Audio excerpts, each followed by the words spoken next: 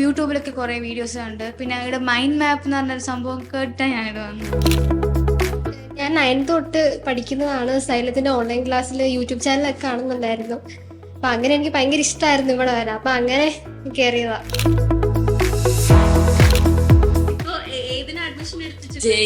പണ്ടത്തെ ക്ലാസ്സസ് ഒക്കെ ഇഷ്ടമായിരുന്നു. അടിപൊളിയാണ്. എങ്ങനെയാണ് സൈലത്തിന്റെ ക്ലാസ്സസ് ഒക്കെ ഇഷ്ടമാണ്?